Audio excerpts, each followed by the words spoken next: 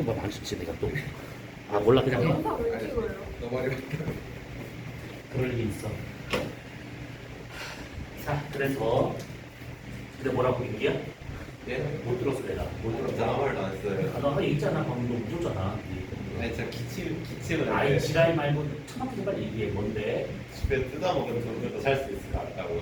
주변 뜯어먹을 정도? 아니 집에가 뜯어먹은 돈으로 살 수 있을 거라고. 아, 아유, 자, 31페이지야.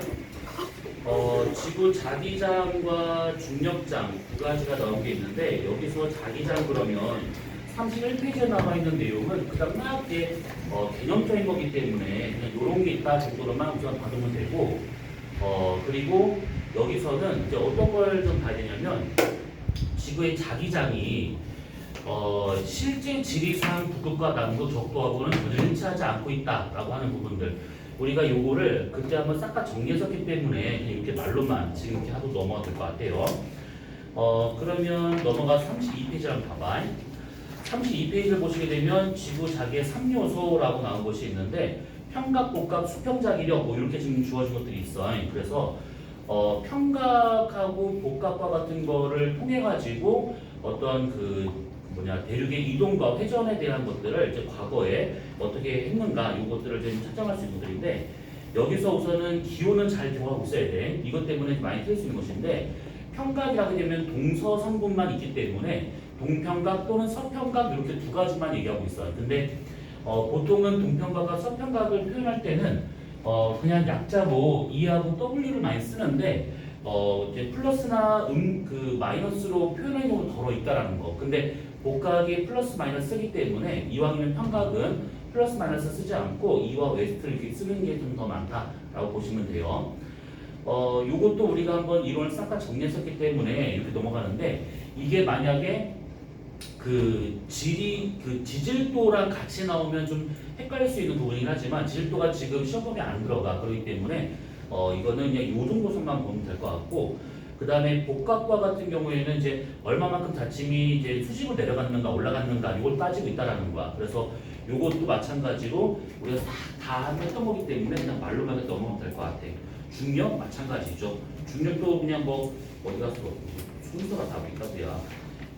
33페이지에 있는 자기장 세기와 방향에 대한 뭐 이런 것들이 나온 게 있는데 지금 이 벡터의 크기에 관련된 것이 나온 것이 있어요. 근데 요걸로 해서 구하는 문제가 고급 지구에서 잘 안 나와. 그렇기 때문에 얘네는 그냥 요런 성분 이렇게 표시하는구나 정도로만 우선 알고 있으면 되는 것들이야. 그리고 밑에 보시면 우리나라 평각복각 전자의 분포가 나오고 있는데 맨 왼쪽에 나와 있는 우리나라 지도를 한번 봐봐. 보게 되면 8W, 10W 이렇게 쓰여 있을 거야. 33페이지야. 맨 왼쪽에 있는 그림. 이 얘기는 뭐냐면 8W라고 하는 그 등치선에 있어졌을 때가 서평각으로 8도가 차이 나고 있는 지점들을 연결한 선이다 라고 생각하시면 돼. 그 다음에 10W가 되는 거예요. 그 등치선에 있어졌을 때가 서평각으로 10도구나 이런 식으로. 그러면 여기서 문제는 뭐가 나오냐면 만약에 우리나라가 이렇게 있는 상황이다라고 가정을 해보고 만약에 등치선을 봤더니 지금 이렇게 해서 서평각 6도와 그 다음에 서평각 만약에 8도가 이렇게 주어진 상태래. 이렇게 만약에 서평각으로 10도까지 있다고 치고 그러면 만약에 여기 있는 제주도에서 서울까지 직선상으로 만약에 간다면 그때 나침판의 회전 방향은 어떻게 될 것인가 이 얘기야. 그러면 얘가 지금 서평각이 작은 데서 큰 데를 좀 가고 있다라고 본다고 치면 서평각이라고 그러면 이렇게 예를 들어서 여기가 좀 진북 방향이다 예를 들어서 그러면 이때 서평각이 이렇게 이쪽으로 6도만큼의 차이가 생기던 지역에서 요만큼을 해서 요 각이 8도만큼 차이 나는 지역으로 가더라 이 얘기지. 그러면 나침판의 자침의 회전 방향은 6, 8, 10 그러면 이쪽으로 돌고 있다라고 생각하시면 돼요. 그래서 반시계 방향으로 자침이 회전할 거다. 여기서 간다 치면. 그래서 그렇게 따지는 정도만 우선은 알고 있으면 되는 것들이야.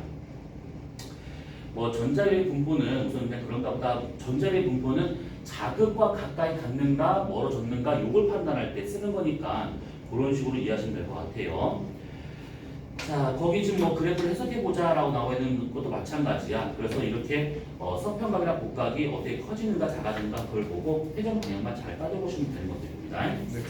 자, 그러면 35페이지로 넘어가면 중력장 나온 게 있는데 중력장은 이게 이렇게까지 나올 만한 문제는 별로 없어서 여태까지 뭐 앞으로도 없을 거다라고 단정지을 수는 없는데 지금까지 몇 년 동안 보면 이 중력장에 대해서 이렇게 나온 문제는 거의 없었다라고 보시면 돼요. 그래서 뭐 여러분 알고 있는 그 중력이니까 그렇게만 봐도 될 것 같고 35페이지 메뉴에 나와 있는 그 그림과 뭐 그래프 나오고 있는데 그래프 정도만 잘 이해하면 돼. 중력 그러면 만율력 더하기 그 다음에 원심력이다 이런 식으로 이제 이해하시면 되는 것들이야. 근데 이제 원심력이라고 표현한 이유는 왜 그런지는 얘기했다든지 원래 원심력은 실존한 힘이 아니잖아요. 그런데 방향성 때문에 이렇게 원심력이라는 표현을 많이 쓰는 거니까 그런가 보다 하고 그냥 이해하시면 될 것 같아요. 자, 그러면 이것도 됐고 36페이지 또 어디 갔어? 또 37페이지 또 어디 갔어? 그래서 37페이지 요게 나오면 요놈이야. 그래서 이제 요거를 좀 잘 이해해야 될 것이 37페이지에 보시면 표준 중력, 중력 이상 뭐 나온 게 있잖아. 근데 여기서 표준 중력이다라고 하는 것은 같은 위도에서야. 동일 위도에서 같은 위도에서 측정되고 있는 실질 중력값이 아니라 이론상으로 존재하고 있는 중력값이다라고 생각하면 돼. 그러니까 중력이라고 하는 것은 지구 중심과의 거리, 그러니까 위도에 따라 달라지고 해발 고도가 얼마냐에 따라 달라지고 내장되어 있는 그 자원에 따라서도 달라지게 되는 것이고 아무튼 다 달라져. 근데 그런 것들을 다 통일을 하고 같은 위도에서 느낄 수 있는 그 중력값, 요 이론적인 중력값을 표준 중력이다. 그러면 표준 중력은 위도가 높아지면 높아질수록 더 강해지는구나 이런 식으로 이해하시면 돼. 그 다음에 실제 중력을 해가지고 표준 중력과의 차이가 어느 정도냐 이걸 보는 것이 중력 이상이 되고 있는데 만약에 중력 이상이 양수가 나왔다 그 말은 실제 중력 빼기 표준 중력이기 때문에 중력이 좀 크게 나타나고 있구나 이런 식으로. 그러면 중력이 크게 나타나는 이유를 몇 가지가 있기는 하겠지만 지면 지하에 내장되어 있는 그 성분에 따라서 달라질 수 있다라는 거. 그러니까 만약 예를 들어서 짱돌로 되어 있는, 그러니까 뭐 3층으로 되어 있는 지역이 있는데 만약에 그 안쪽 지하에서 철광석이 다량으로 매장되어 있대. 그러면 그 지표에서의 느끼는 중력값은 더 크게 나타날 수밖에 없다는 얘기지. 그 양수가 나타나게 돼. 만약에 지금 여기 예로 든 것처럼 만약에 암염으로만 되어 있다. 소금이잖아요. 돌보다 밀도가 작아. 그러면 당연히 거기에서는 마이너스의 중력이 나타난다. 이렇게. 그래서 이제 중력 이상이 마이너스냐 플러스냐라고 하는 것은 내장된 밀도에 따라 다를 수 있다는 거 하나와 그 다음에 또 하나는 이게 그 멘틀, 그러니까 모음형까지의 깊이가 누가 더 깊은가 얕은가 요거에 따라서도 달라질 수 있다는 얘기지. 자, 그러면 동현 씨, 대륙과 해양 중에서 같은 높이라고 가정을 하고 중력 이상을 생각해 본다면 대륙과 해양 중에서 어디서 양수값이 나오게 될까? 중력 이상은 양수가 나온 곳은 대륙과 해양. 이 선단 찍어.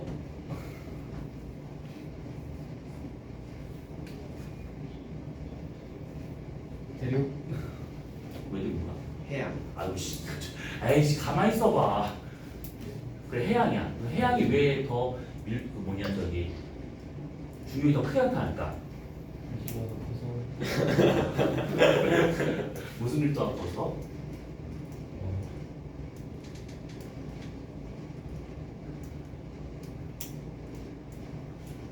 뭐? 자 그러면 승준이 승준이 누구지? 제 친구요. 내 선배 중에도 승준이가 있었어. 승우 씨.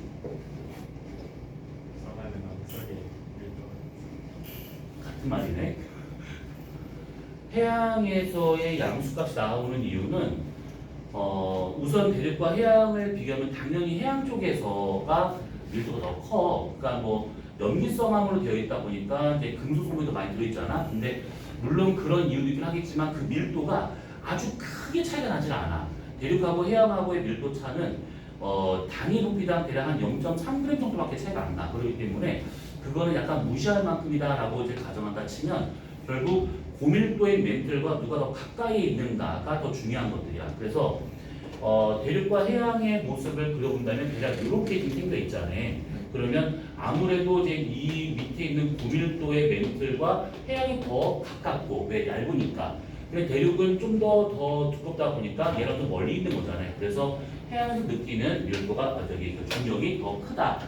이런 식으로 이해하시면 돼요. 그래서 중력에 관련된 것들은 이 그래프 그리는 정도만, 그러니까 이 중력 이상 그래프를 어떻게 그릴 수 있을 것인가. 근데 중력 이상 그래프 그리는 건 아주 간단한 것이 만약 이렇게 나타났다 그러면 모면과 똑같이 그리면 돼. 모면하고. 그래서 요렇게 중력 이상 그래프를 플러스와 마이너스로 표시한다 친다고 그러면 여기 나와 있는 이 모면과 똑같이 이렇게 그리면 된다라는 거야. 그러니까 지각에 관련된 중력 이상 그래프를 그려보시오라고 하게 되면 모면과 똑같이 그린다. 이렇게 이게 지금 단순하게 지금 그림을 그렸으니까 그런가 보다 할 텐데 지표의 기복이 심각하게 좀 난잡한 경우, 그러니까 그때 어떤 일을 들었었냐면 그 북아메리카에서의 그 중력 이상 그래프를 그렸던 적이 있었어요. 그러니까 미국을 보게 되면 이렇게 멕시코 반도, 플로리다 반도 이렇게 있을 것이고 여기에 중앙 대평원이야. 여기가 로키 산맥이 있고 여기가 안데스 산맥이 있어요. 그랬었을 때 여기를 잘라서 본 그 중력 이상 그래프.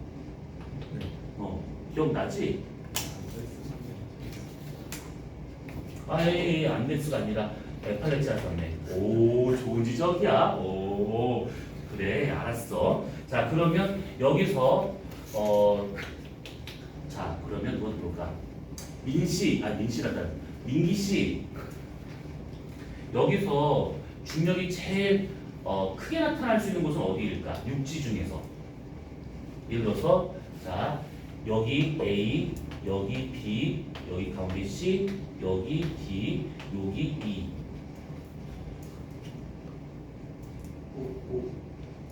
예?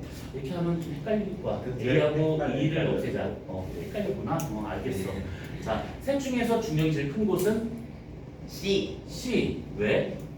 그 느낌이라는 게 있거든요. 맞았다 진짜. C. 근데 우선 또 맞았어요. 또 CC. 왜냐면 중력 이상이 이렇게 돼 있잖아요. 이렇게 비하고 이렇게 돼 있는 대신에 이렇게 돼 있으니까. 뭔 말이야? 역시 이과생. 말 못하고 글못 쓰는 이과생. 자, CC. BCD 중에서 중력이 제일 큰 곳은 시 아니에요? C. 그러니까 왜? 내가 중력이 큰 왜? 아이가 그 깊이가 제일 낮다. 그러니까 폭이 좁다. 폭이 좁다? 그러니까 폭이라고 그러면 B랑 D는 밑에 뭐가 더 파였잖아요. 하얗다. 아니 무슨 더 밑에 뭐가 있잖아요. 예. 잠깐만. 우리 다들 서로 말을 잘 못하는구나. 그러니까 얘가 해발고도가 제일 높고 얘가 두 번째고 얘가 해발고도가 제일 낮은 거잖아요. 그러면 이제 그 밑에 지각의 두께를 본다 그러면 얘가 제일 얇을 거고 대륙차의 두께는 얘가 제일 두꺼울 거라고 봐야겠지. 그러면 멘틀과의 깊이는 거리는 얘가 제일 가깝고 얘가 제일 멀리 있을 거다 이렇게 보기 때문에 셋 중에서 얘가 제일 중력이 작을 거고 그 다음 얘가 될 거고 얘가 제일 크더라 이렇게 볼 수 있다라는 거야. 그래서 중력 이상 그래프 정도만 그릴 줄 알면 되는 겁니다. 얘네들은. 자, 그러면 중력에 대한 것들 됐고 거기 38페이지 나와 있는 것처럼 이제 그렇게만 그릴 줄 알면 되는 것들이야. 막 머리가 아플 정도로 막 복잡한 문제가 없습니다. 여기서는. 자, 그러면 됐고 자, 그럼 아까 줬던 프린트물을 보자. 자, 이 프린트물은 우선은 그 뭐냐면 아까 잠깐 얘기다 말았었는데 한 3년 정도, 3년, 4년 정도에 해당하는 저기 인천하고 니린학교의 기출 문제만 범위에 맞는 것만 골라낸 거야. 그래서 이렇게 되는데 요거를 지금 한번 풀어보실 건데 전체가 30개야. 그래서 이걸 오늘 다 못해. 그렇기 때문에 다음 주까지 못한 부분은 다 풀어서 오시면 돼. 알겠지? 네. 여기 지금 계산 문제가 되게 많을 것 같아 보이지만 계산 문제 별로 없어. 생각 외로. 그러니까 편하게 푸시면 돼. 그리고 시험 아니니까 정리했던 거 있으면 그걸 보시든지 학교 프린터에서 보시면서 하시든지 상관은 없어. 자, 지금 52분이니까 한 15분 정도면 우선 어느 정도까지는 풀 수 있을 거라고 봐. 네, 그래야지. 네. 자, 그럼 지금 몇 분이요? 지금 52분이니까 한 15분 정도. 50분이랑 15. 빨리 풀어봐. 수학과학 내용도 있는 것 같은데 그것도 응? 수학과학 내용이 있는 것 같아요. 아까 이거 니네 이거 들어갔다니까? 처음에 니네 이거 안 했어? 네. 이거 안 들어갔었어? 아예 안 들어갔어. 고급주가 있어 이거? 그 1번, 2번 쓰여 있는 거? 예. 통과해도 돼요. 그래서 통과에서 저희 지구과학에서 지진과부터 배웠어요. 지진과부터 암석 들어간 다음에 방울 배우고 그 다음에 그러면 1번, 2번 건너뛰어. 예. 근데 3번 배웠어? 지난거리 배운 것 같은데? 헷갈리지? 그림으로 아이고야. 니네 배웠어. 4페이지 있어. 예. 잘 그려놨네. 아.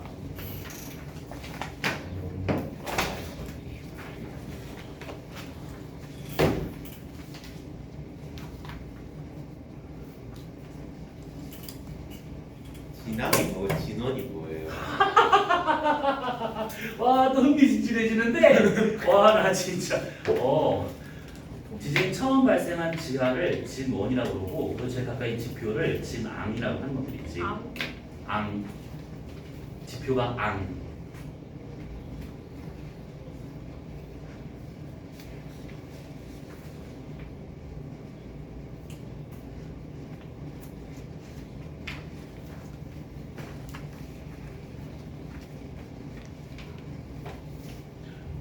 쌍 정도 배우셨어.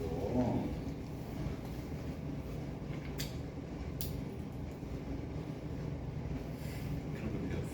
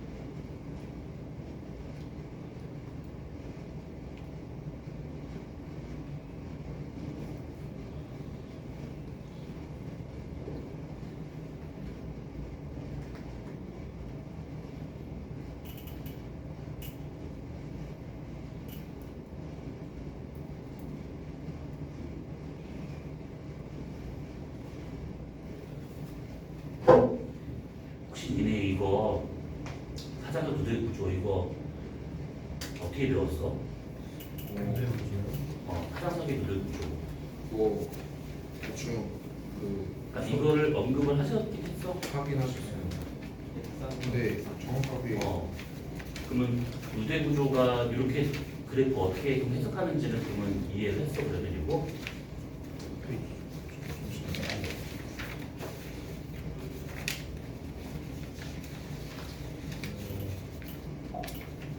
그래서 그 과정을 설명해 주시긴 하셨어요. 그러니까 내가 묻고 싶은 거는 너네가 이해를 했는가라는 거야. 근데 그거 그냥 그림 보여주고 이게 누대 구조다 하고 끝난 거 아니야? 그걸 이래 지금 보니까 제 페이지에서 이게 누대 구조잖아, 이게. 네. 그러니까 이거 보여주면서 이 그래프에 대한 설명을 해주셨어. 아니 그거랑 같이 하지 않고 그냥 누대 구조 할 때는 그냥 고형체에서 누대 구조가 있었다라고 설명하고 나중에 뒤에 가서 여기 프린트에 있어가지고 처음에는 그냥 너네 그냥 읽어봐 했다가 다음 시간 때 그래프를 설명하시긴 하셨어요. 그러니까 그 그래프가 좀 이해가 돼? 알았어. 알았어. 회장님이 말해주는 거. 네.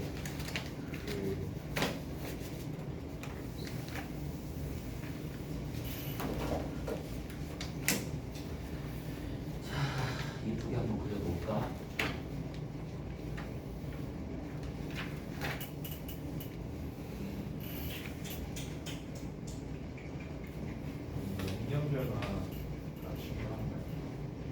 자기장에서 역량 변화 얘기는 많이 안 나왔었어. 집2에서 쓸 때는 좀 이게 심심찮게 나왔는데 고급이나 이쪽에서는 잘 안 나왔었어.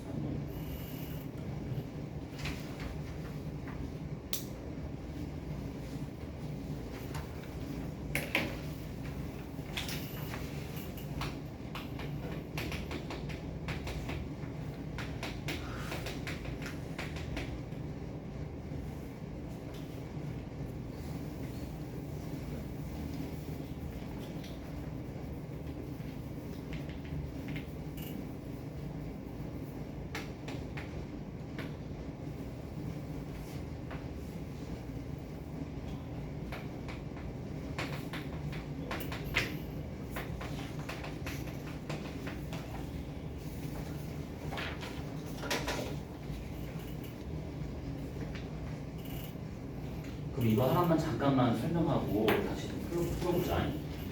이 사장석은 누대 구조라는 것이 있는데 뭐냐면 누대라는 것은 점점 쌓인다는 뜻이야. 계속 층층 이게 쌓인다는 뜻인데 우선은 그 사장석과 같은 경우는 우리가 보헤의 반응 계열을 보면 연속 반응 계열이라 해가지고 칼슘 사장석에서 식으면 식을수록 나트륨 사장석으로 바뀐다라고 하는 것들. 그러니까 칼슘에서 나트륨 쪽으로 가고 있다라고 하는 것은 얘가 냉각되는 과정에서 이렇게 나타날 수 있다라고 생각하시면 돼.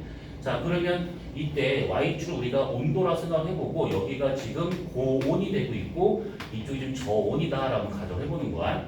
지금 여기서 말하는 이거는 뭐냐면 마그마가 식는 과정에서 생길 수 있는 걸 좀 얘기하고 있는 것들이야. 자, 우선은 처음에 여기에 있었던 어떤 이 마그마가 식어. 그러니까 온도가 떨어지는 거야. 그러면 얘가 쭉 내려가. 여기 이 액상선에 닿기 전까지 얘는 지금 여기서 여기까지 가고 있기 때문에 액체 상태로 존재하고 있다. 이 얘기인데 이 마그마가 액체로 존재한다라는 이 말뜻은 뭐냐면 완전히 다 녹은 상태, 완전 용융 상태라고 생각하시면 돼.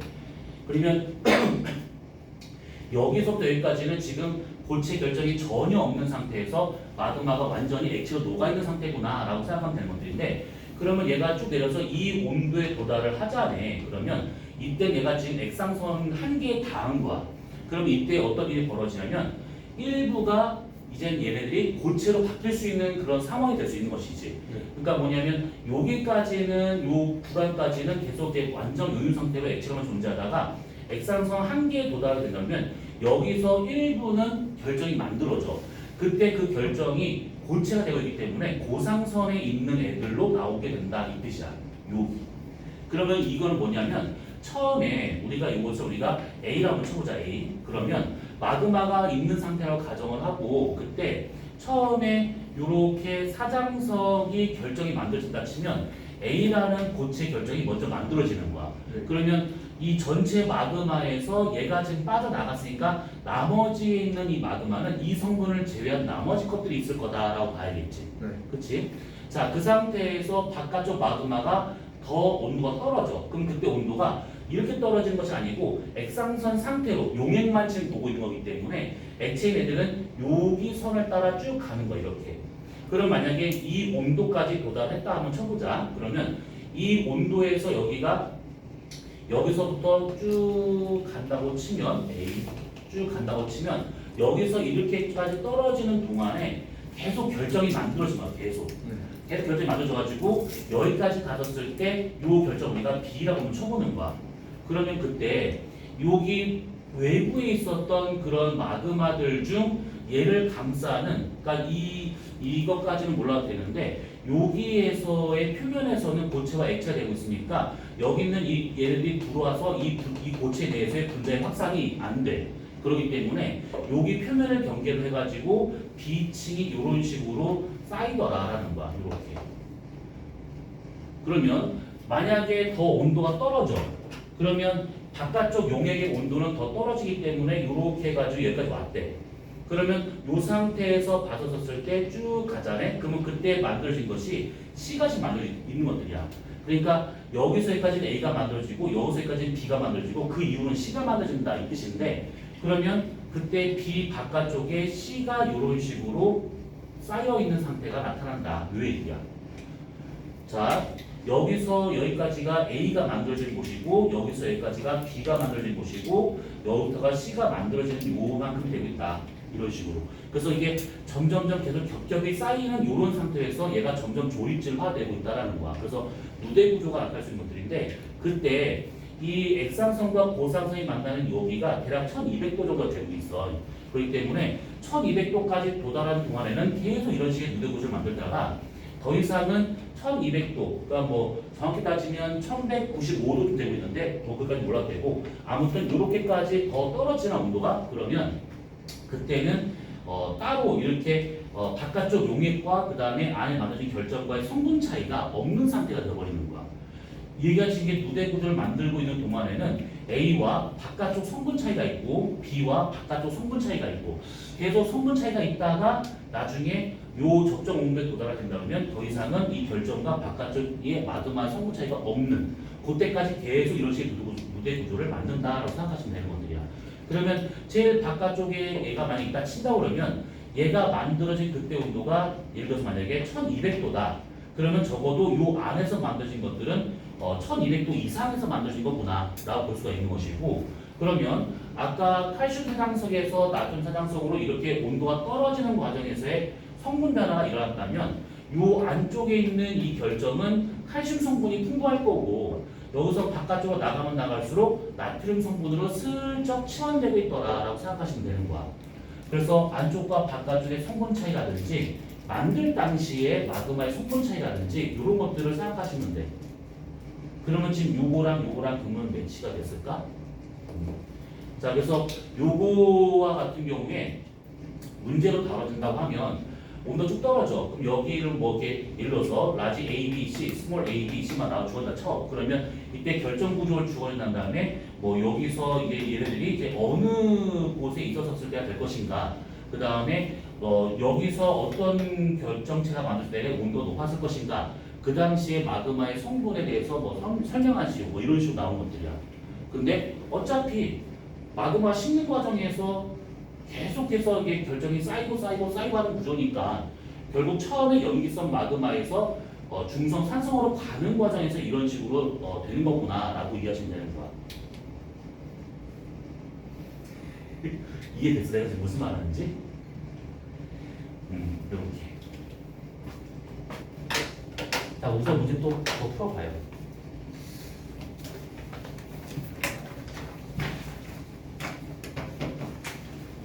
사실 이 문제가 딱 한 번 나왔어. 딱 한 번.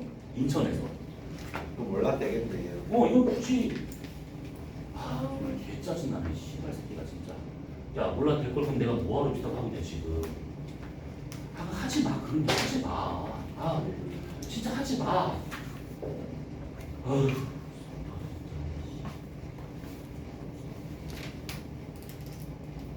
학교 생활 미쳤다고 일을 왜 하고 하느냐? 나는 왜 하고 있는 거야?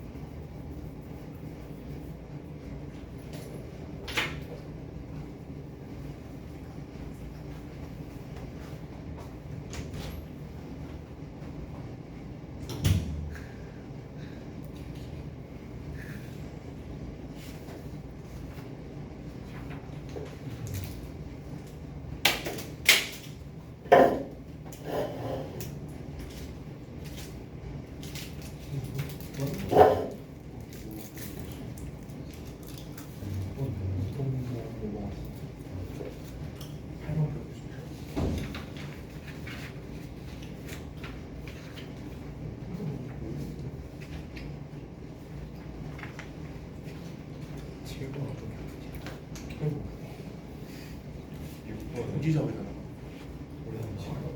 하자. 했어? 나오지 않아, 나오지 않아. 통과 때는 없어? 부지작이 안 나와. 이 옆자리만 잠깐 나오고 부지작이 안 나오는 거 아니야?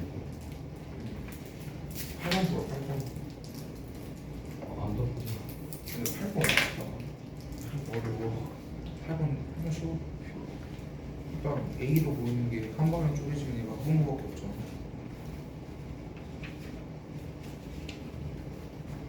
사단속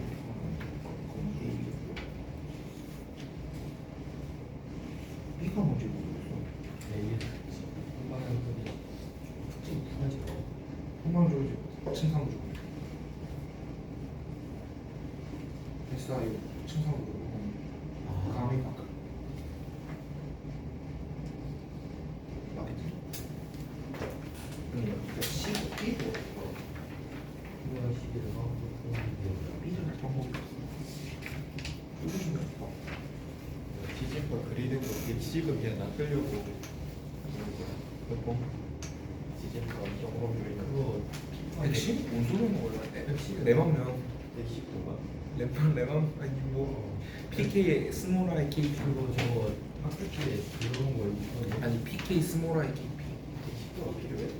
네. 아니 그러니까 내외교로 들어가잖아 내외에서 외핵과 내외 연계면 사이에서 그 약간 접할 때 그때가 110도야 아딱 그때 딱 119야. 그때 딱 110도로 하나만 켜.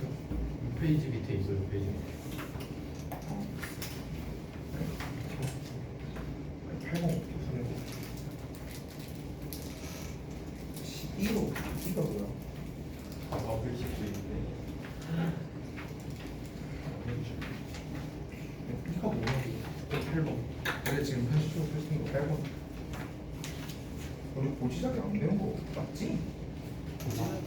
안 했지 않았어요? 통과 프린트.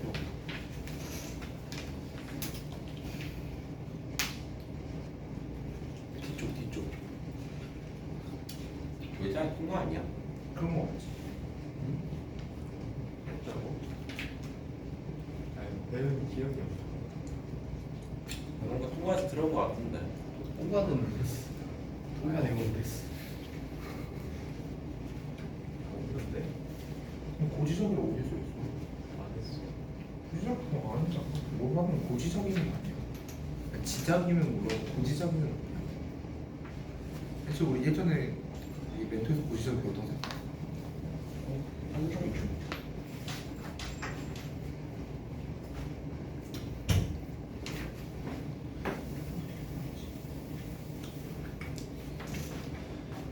어느 정도 풀었지?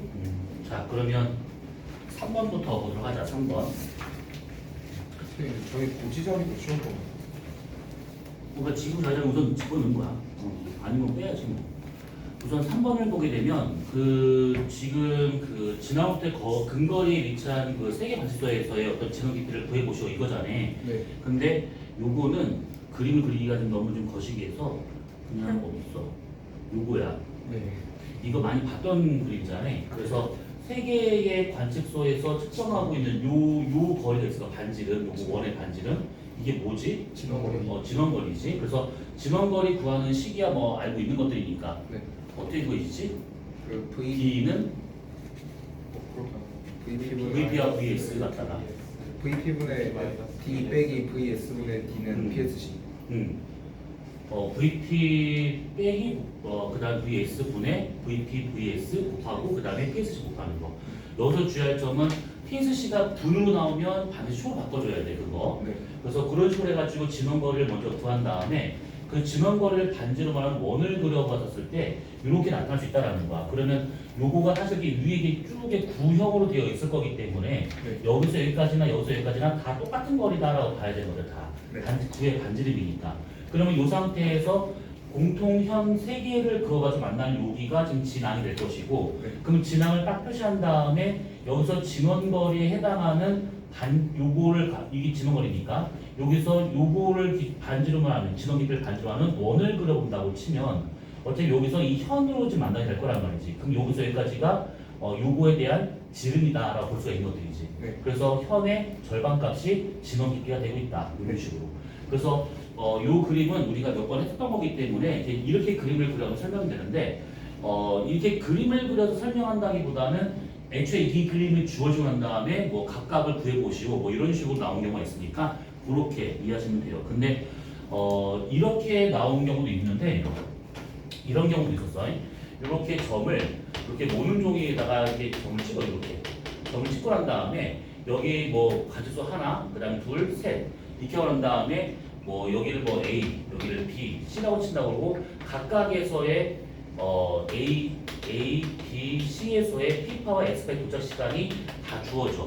그러면 PSC가 다 나오겠지 이렇게 나오겠지. 그러면 각각의 진원거리를 한번 다 구해보는 거야. 그러면 요거의 반지름이 나오게 되겠지. 반지름 이렇게. 네.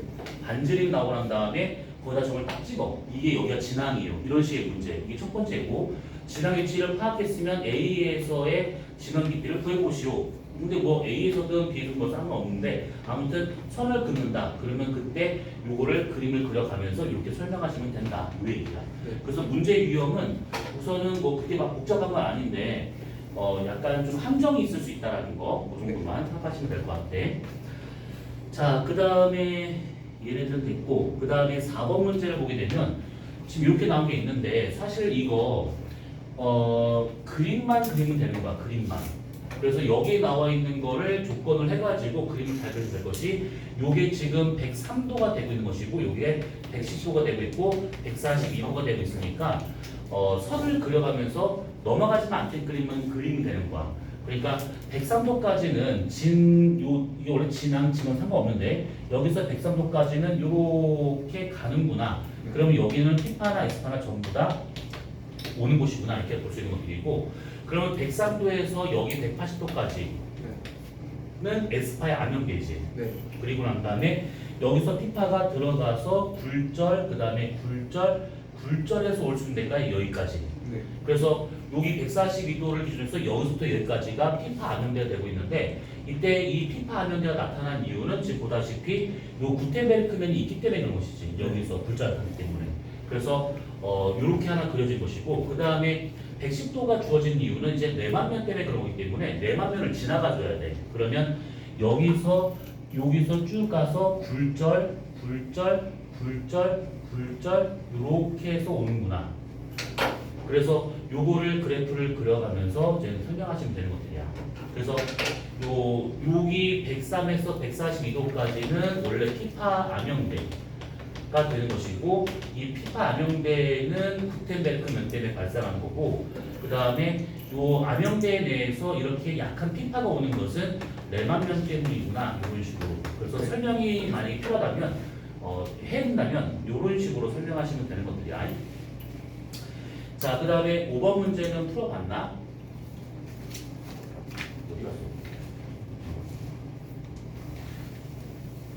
이 5번 문제와 같은 경우에는 우선은 뭔가 좀 애매하게 떨어져. 뭐냐면 이거를 우리가 하기 위해서는 이 주시국사를 먼저 잘 생각을 해봐야 돼. 뭐냐면 이쪽을 우리가 지날 떨어진 거리라고 생각을 해보고, 여기가 피파의 도착 시간이다라고 한번 가정을 해보는 거야. 그러면 직접파와 같은 경우는 이렇게 예를 들어서 그려진다 치고, 그 다음에 굴절파는 이렇게 그려진다라고 친다고 하면, 그때 직접과 굴절파가 만나는 여기, 그러니까 도착 시간이 같아지는 여기까지 요만큼의 거리를 뭐라고 그럴까요? 여기가 지금 직접파와 굴절파가 만나는, 그러니까 도착 시간이 똑같은 그 지점이야. 그 지점의 요 거리를 뭐라고 그럴까?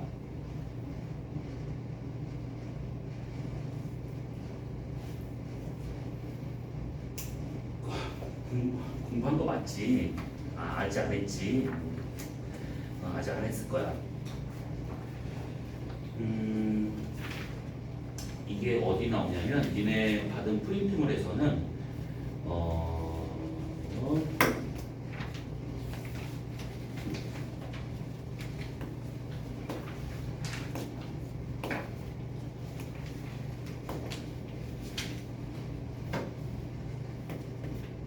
니네 이거 아예 안 했어 이거? 네. 안 했어? 주식국서 내는 아예 안 했어? 목선을 하는데 네. 그냥 그 3페이지에 있는 그 그래프만 얘기했어요.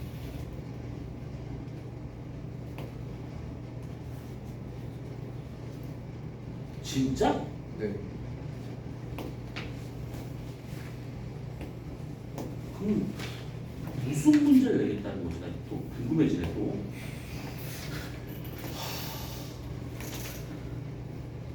와. 오케이.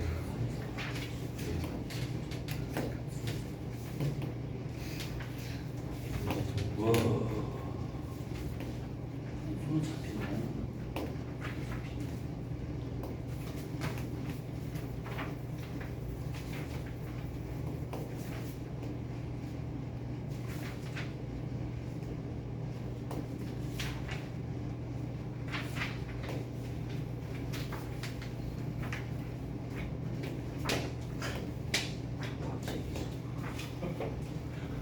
그러면 지각의 두께를 계산하는 방법에 대한 것도 아예 안 했어? 구할 수 있다. 구할 수 있다. 이걸로 끝났다고? 그 6페이지에 구할 수 있다. 그래서 6페이지에 4번 잠깐만 기다려봐. 6페이지 4번에 구할 수 있다 정도로 끝납니다. 구텐베르크 뭐 들어있어? 4번? 4번의 두 번째 문장이 그래서 이 정도 두 번째 문장이 그런 말이 없는데 어디 있어? 답변이 저기 구텐베르크 깊이를 알아내. 찾을 수 있다. 그거 막 깊이에 대한 내용은 이거밖에 없어요. 아니 여기 글씨가 안 쓰여 있는데 어디 들어가 있어? 어디 써 있는 거야? 그게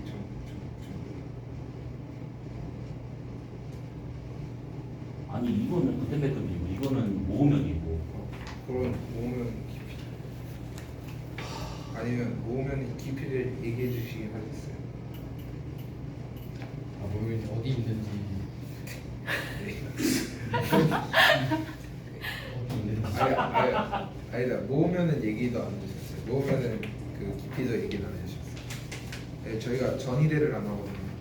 응? 이제 전이대를 안 하거든요. 전이대를 하고 있다고? 전이대를 안 해요. 이 전이대랑 아무 상관없어. 아 근데 모으면도 그래서 모으면 깊이에 대한 얘기는 없었어요.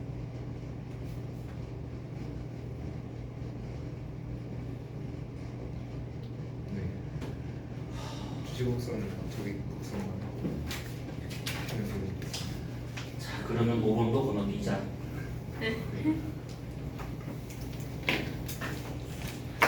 흥미진진하네 진짜로. 이게 계산 문제가 없다면 그러면 그냥 그럼 5번은 혹시 모르니까 나중에 그냥 그 뭐냐 답만 적어놔. 그냥 구하는 방법이야 간단한데 지각의 두께 D라고 하는 것은 2분의 L 전체 루트 해가지고 V2 플러스 V1분의 V2 마이너스 V1이거든. 네. 여기서 V2가 멘틀에서의 지지파 속도고 V1이 이게 지각에서의 그 지지파의 속도야. 기파를 말하고 있는 것들이야. 그 다음에 L과 같은 경우에는 교차거리라고 해서 방금 그래프 그렸던 그 임계굴절파하고 그럼 이것도 안 줬어. 임계굴절파, 반사파, 직접파. 네. 아, 이게 씨. 아무튼 그러면 지금 여기서 나온 거를 보게 되면 지금 V1의 속력이 지금 대략 8km/s가 나와 대략적으로. 네. V2도 마찬가지야. 그러면 요거 더하기 이거 분의 이거 빼기 이건데 지금 이게 0이 나오잖아. 이거는 필요 없는 것이고 결국 이렇게 되고 있는 것들인데 이 교차거리가 직접파하고 굴절파가 도착한 시간이 같은 지점을 말하고 있는데 보니까 지금 거의 얘가 지금 비슷해. 네. 그래서 165를 친다고 하면 요걸 교차거리를 160을 친다고 그러면 2분의 160이야 그냥. 그래서 한 80km 되고 있다. 5년까지 깊이가 80km 되고 있다. 그냥 이렇게 되고 있는 거야. 그냥 우선 이렇게만 알고 있으면 될 것 같아. 자 그러면 6번 이건 했니? 그러면 연료랑 안 되지 넘어가고 그러면 7번은 야 그러면 7번도 그냥 시험범에 들어가는 것만 보도록 하자. 거기를 보시면 이렇게 그 얘가 움직이는 거에 대해서 이게 설명이 나와 있어. 그런데 얘 같은 경우에는 지금 다른 거 보지 말고 거기에 1번을 보게 되면 네. A의 주로 형성되는 화성암의 주 구성 광물은 무엇일 것인지 써보시오라는 것인데 A가 이게 뭐냐면 열점이야. 그러면 열점과 같은 경우에는 마그마가 상승하는 잠깐만 이것도 해서 그러면 이거 마그마 생성 원리? 마가 생각하는 그럼 봤던 것 같은데 올리면 한거 모르면 다 의심스럽네. 있구나. 21페이지 있구나. 네, 바로 그래서 이 열점과 같은 경우에는 이제 압력 감소로 만들어지는 염기성 마그마이기 때문에 여기서는 그 염기성암을 구성하고 있는 그 광물들을 쓰면 되는 거야. 그러면 이제 보헤의 반응 계열 중에서 이제 왼편에 있는 것들, 가미 같은 정백석 있잖아. 그래서 왼편에 있는 것들. 그래서 감남석이나 피석이나 칼슘 사장석이나 이런 것들이 주된 구성 광물이다. 이렇게 보면 될 것 같고. 두 번째와 같은 경우가 열점에서 마그마 생성되는 주요 원리잖아. 그러면 얘 같은 경우에는 두 가지를 볼 수가 있는 것이 그래프로 친다고 하면 이렇게 있어가지고 이쪽을 온도, 이쪽을 깊이 또는 압력을 본다 치면 지구 내부의 실제 환경 곡선이 이거다라고 치고 그러면 이렇게 물이 포함되지 않은 현무암의 둥근 곡선이다 쳤을 때 그때 얘네들이 마그마 될 수 있는 원리는 여기에서 얘가 이렇게 올라가가지고 여기에 닿거나 여기서 이렇게 가서 여기에 닿거나 둘 중에 하나가 되는 것들이야. 그러면 여기서 이제 주의할 점 뭐냐면 여기서 얘가 이렇게 올라간다는 것은 그래프 자체가 변형이 되는 거야. 그래서 이렇게 올라간다는 것은 이렇게 그래프가 변형된다는 뜻이고 여기서 얘가 이렇게 간다는 것은 그래프가 이렇게 변형이 되는 거야. 그러니까 요거를 우선 이해를 하시고 그러면 여기서 얘가 올라가서 생기는 요 압력 감소로 생기는 마그마 또는 요 지점에서 생기는 가열에 의한 마그마 이렇게 두 가지 정도로 이해하시면 돼. 근데 가열에 의한 거는 우선은 둘째 문제고 여기서 중요한 것은 압력 감소에 의한 거다라고 이해하시면 될 것 같아. 압력 감소. 네. 자 그러면 세 번째 됐고 그 다음에 이거는 그거지.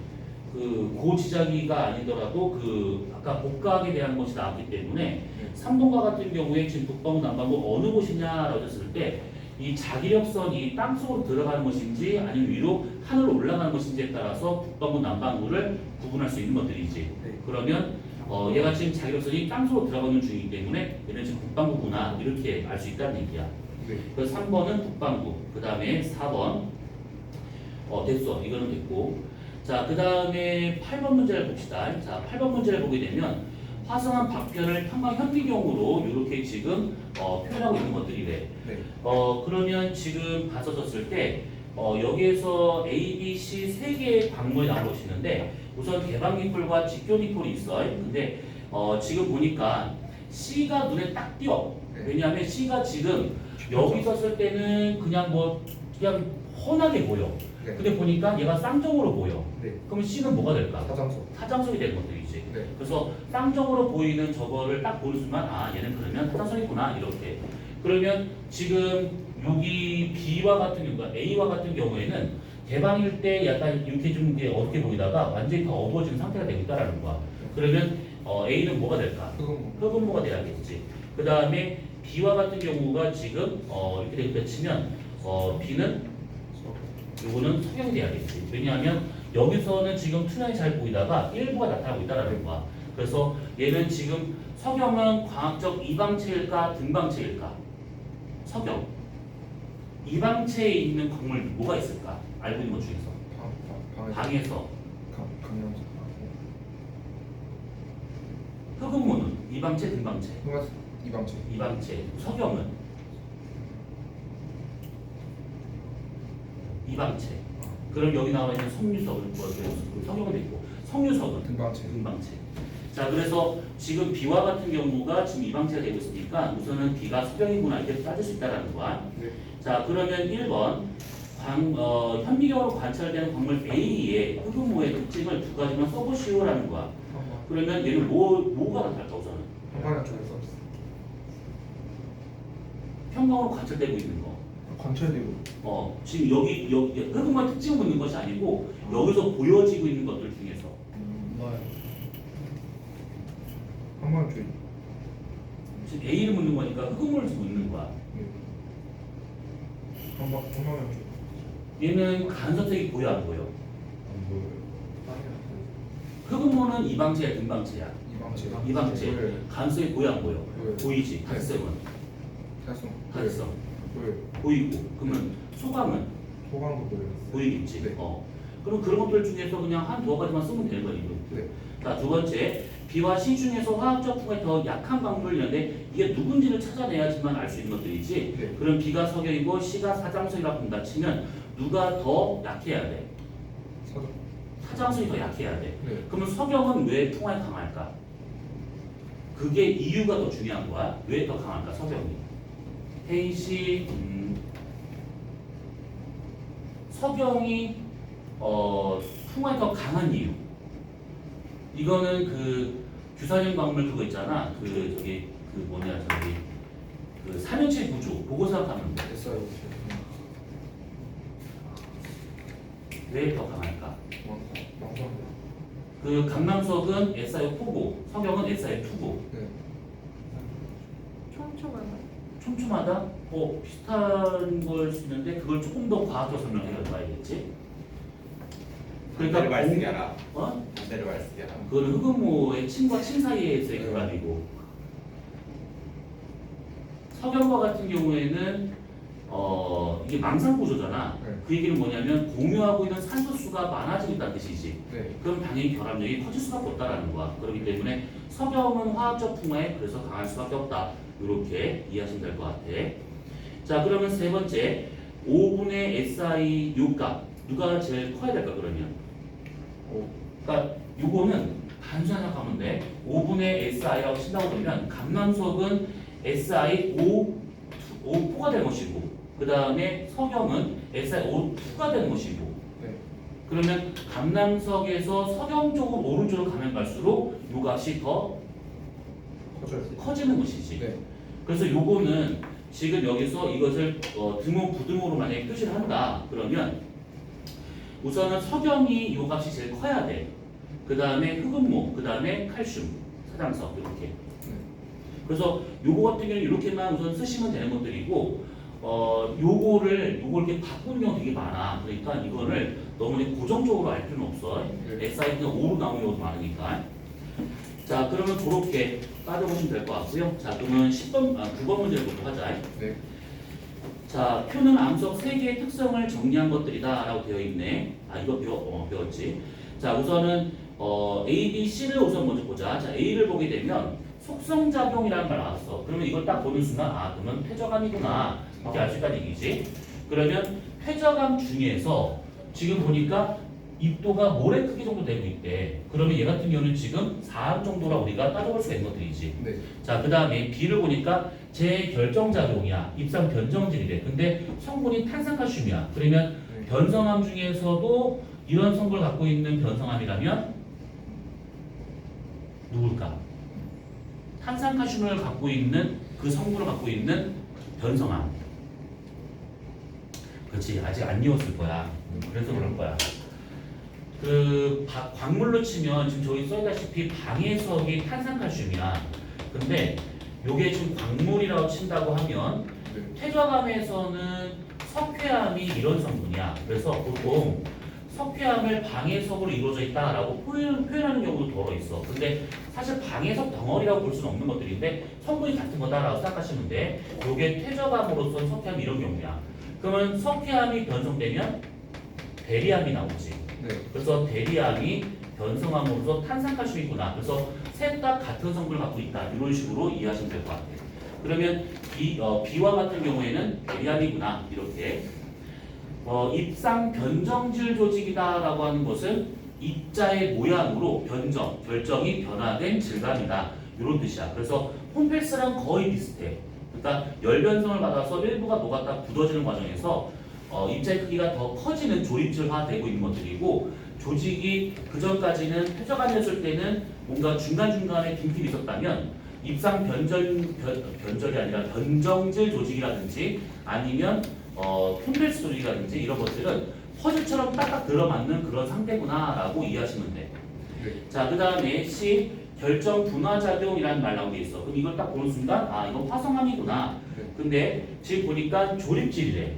그럼 입자가 크다는 얘기고 그러면 지하 뒷부분은 천천히 식었다는 뜻이고 각성석과 흑음모와 사장석이 좀 주로 되어 있어. 그러면 여기서 감휘, 각흑이잖아. 그러면 유색광물 중 뒤쪽에 있는 그런 유색광물이 되고 있기 때문에 얘는 지금 유색광물의 비율이 높은 거야 낮은 거야?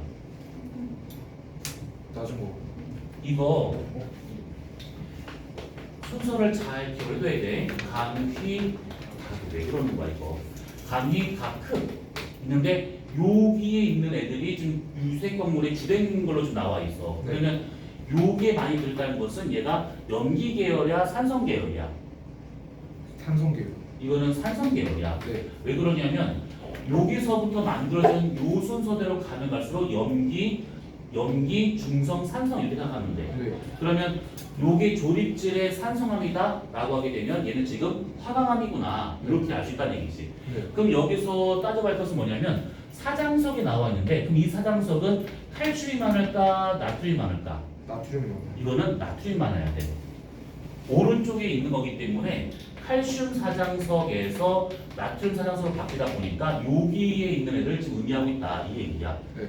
자, 그러면 이렇게 된 것이고 자 그러면 1번에 명칭을 써보시오. 썼고 방금 썼고 그 다음에 생성되는 온도를 등호 부등호로 표시하시오 라고 하게 되면 우선은 누가 제일 온도가 높아야 돼? B C지. 마그마니까. 네. C 그 다음에 E E 그 다음 A A는 지표에서 쌓여서 물려서 만들기 때문에 온도가 제일 낮은 환경에서 만들어진다 라고 볼 수 있는 것들이지. 그럼 여기서 살짝 질문. 네. 각성석과 흑음모라고 하는 것이 화강암을 보면 검은색 반점으로 들어가 있어요. 이렇게 건포도처럼. 네. 근데 그 검은색 반점을 눈으로 보면 얘가 흑음모인지 각성석인지 이걸 몰라. 네. 그러면 이 두 가지를 구분할 수 있는 방법은 뭘까? 화강암에 있는 검은색 반점이 각성석인지 흑음모인지 어떻게 판단하면 좋을까? 그 너네가 배운 것들 중에 나와 있어.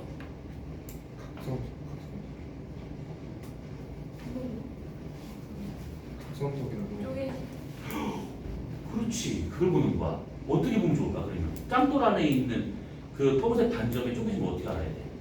간단해. 그냥 상식을 해봐. 현미경. 현미경? 현미경 쪼개짐을 본다고? 원자가 보여? 그러면 대단한 건데.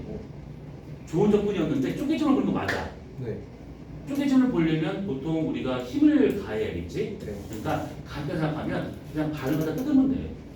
아, 반으로 뜯으면 얘가 물고기 비늘처럼 뜯겨 나오면 얘는 흑음모가 된 것이고 그렇게 안 나오면 각성석이다 이런 식으로 생각하시면 돼. 네.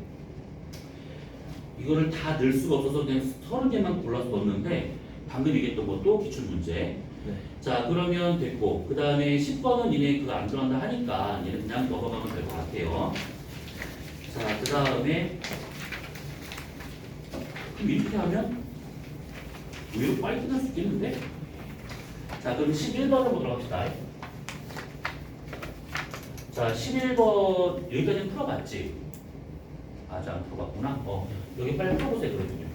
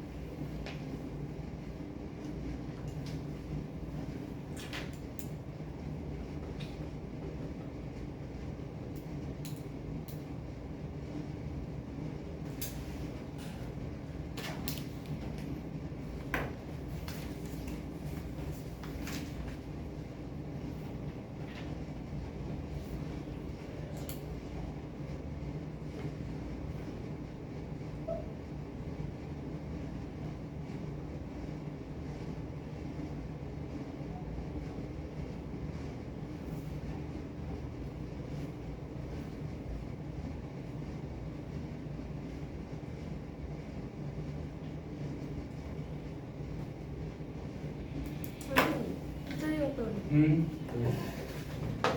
보여주지 마. 초딩 나이.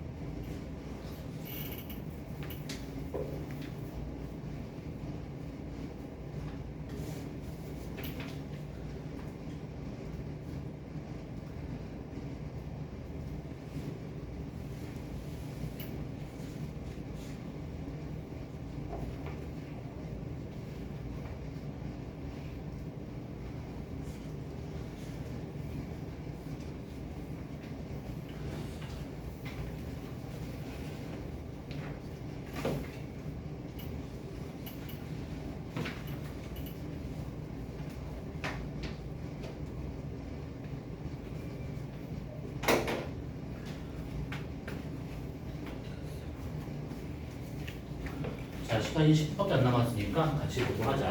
네. 자, 우선은 11번 문제를 보게 되면 자, 지체구조의 단면을 표현하고 있는 것들이다라고 되어 있는데 보다시피 이제 해양판이 이렇게 들어가고 있고 BC가 되고 있다는 것인데 A가 지금 판 중앙에서 올라오고 있는 열점이라고 본다고 생각하고 그다음에 B는 서입하면서 생긴 마그마가 올라오고 있는 이제 뭐 예를 들어서 호상열도 정도라고 보면 될 것 같고 네. 얘는 이제 올라오면서 발산 경계 만들고 있는 해령 정도다 이렇게 이해하면 될 것 같아. 네.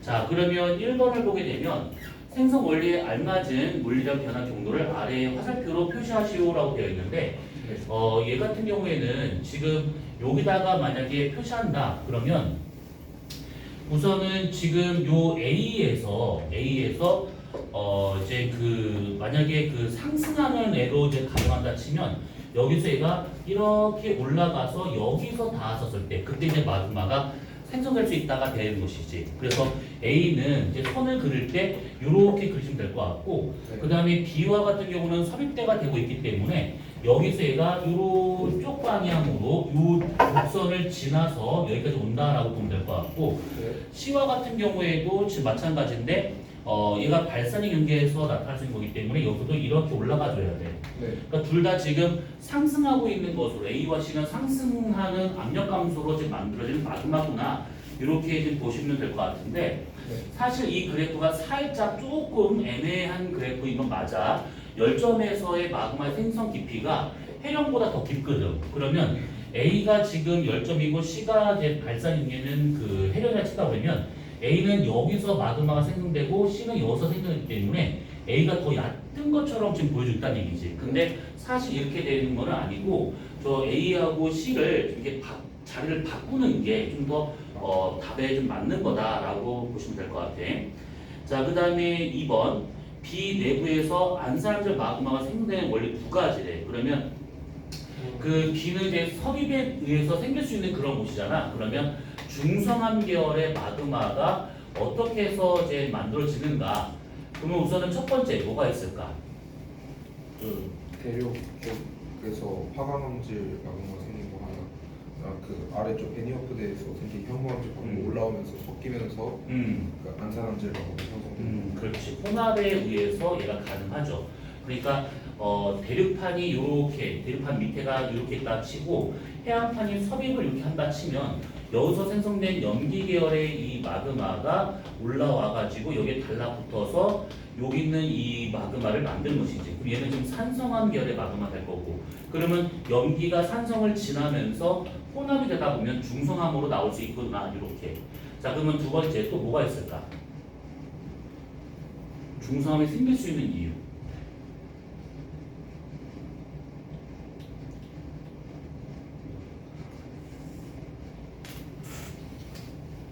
마그마 분화 작용을 생각하면 되겠지. 그러니까 마그마가 한 곳에 정체가 되면 마그마의 성분이 바뀌지 살짝. 네. 그런 걸로 인해 가지고 염기, 중성, 산성 이런 식으로 바뀌는 경우에 가능하다 이렇게. 자 그래서 11번의 2번과 같은 경우는 이제 이런 식으로 이해하시면 될 것 같아요. 자 12번까지만 풀고 오늘은 이제 끝내도록 합시다. 자 12번을 보게 되면 감휘사까지 이렇게 지금 성형까지 4개의 표본의 화학 조성을 이렇게 지금 나타내고 있는 것들이래. 자 우선은 지금 쭉 보게 되면 이런 식의 나오면 제일 먼저 봐야 할 것은 규산을 잘 봐야 돼. 얘가 1순위야. 그 다음에 볼 것은 뭐냐면 철과 마그네슘이 들어있는 얘네가 두 번째가 되는 거야. 그 다음에 봐야 할 것은 칼슘과 나트륨이 들어있는 이것이 세 번째가 된다라고 이해하시면 돼.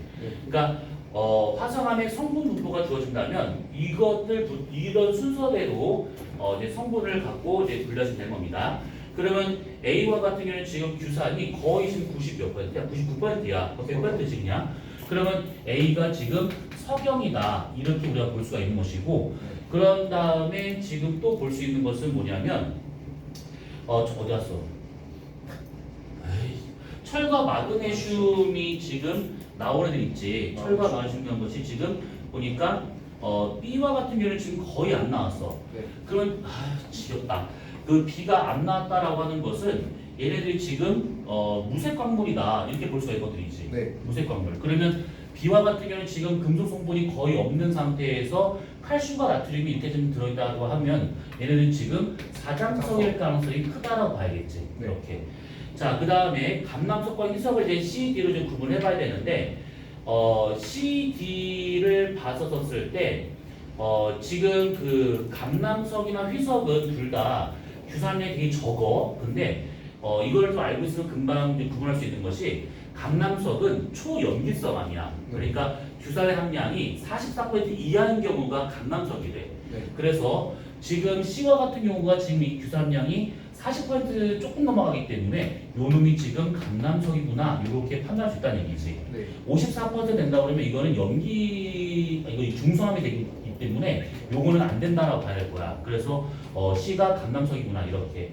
그리고 딱 보니까 금속 성분도 얘보다 좀 더 많이 들어가 있는 편이야. 여기보다 더, 그치? 네. 그 다음에 그러면 나머지 D가 뭐냐면 누가 남았지? 휘석이지. 네. 휘석과 같은 경우에는 이제 광물이기 때문에 규산 함량 갖다 구분하진 않습니다. 그런데 어쨌든 간에 금속 성분이 지금 들어가 있는 편이고 되다 보니까 다른 거에 비해서 좀 더 어두운 유색 광물의 계통이 되겠구나. 이렇게 따져보시면 돼요. 자, 그러면 1번 쪼개짐이 발달하는 것 그러면 이게 다 골랐으니까 나왔어. 석영은 깨짐이지. 사장석은 쪼개짐이고 강남석 깨짐이고 희석은 쪼개짐이지. 네. 그치? 그래서 여기서는 B와 D를 고르면 될 것 같고 그 다음에 두 번째 지각의 가장 풍부한 광물 누굴까? 이것들 중에서 이러면 좀 애매하지. 근데 지각의 가장 풍부한 것은 장석 계열이야. 장석 계열이 보통은 50% 넘게 분포하고 있고 한 16에서 18%가 석영 계열로 되어 있어. 그렇기 때문에 여기서는 지금 장석으로 주어진 것은 사장석 하나밖에 없으니까 여기서는 지금 B라고 보시면 될 것 같고 그러면 그 이유가 왜 그러냐 고연의 반응 계열 갖다가 설명해봐라 라는 얘기인데 그러면 결국 뭐냐면 고용체 때문에 그런 것이지. 그러니까 고용체라고 하는 것은 온도 압력 범위가 생성될 수 있는 온도의 압력 범위가 넓다라는 거야. 감남석은 고온 고압에서만, 석영은 저온 저압에서만 생성될 수 있는 조건이 딱 정해져 있는데 사장석은 고용체다 보니까 이것이 고온 고압에서 저온 저압까지 다양한 생성 과정을에서도 만들 수 있기 때문에 좀 더 풍부하게 나타난다 이렇게 이해하시면 돼요.